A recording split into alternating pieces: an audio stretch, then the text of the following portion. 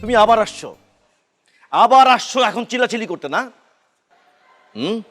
এই তোমার আমি বলছি না, তোমার আমি বারবার বলছি যে তোমার মতো একটা ছেলের সাথে আমার মেয়ের আমি বিয়ে কখনোই দেবো না। এর আগের বার আমি কিচ্ছু বলি নাই, কোনো মিসবিহেভ করে নাই, শুধুমাত্র আমার মেয়ের কথা চিন্তা করে। কিন্তু এইবার কিন্তু আমি ছাড় দিব না। তুমি জানো হ্যাঁ যে তোমার জন্য আমার মেয়েটা 9টা মাস ধরে অসুস্থ। হ্যাঁ, তোমার ছায়া যেন আমি আমার মেয়ের চারপাশে না দেখি। এখন এখান থেকে বের হয়ে যাবা, যাও এখন বের হও।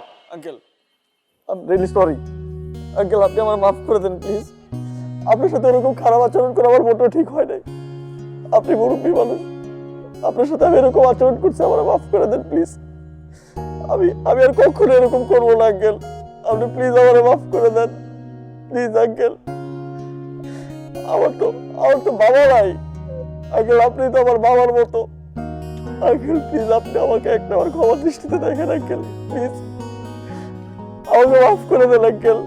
আমি আর কখনো এরকম করবো না আঙ্কেল। আমি শান্ত হয়ে যাবো আঙ্কেল, আমি আরো স্থির হয়ে যাবো আঙ্কেল। আমার এই বেয়াদবিটা আপনি মাফ করে দেন প্লিজ আঙ্কেল, প্লিজ।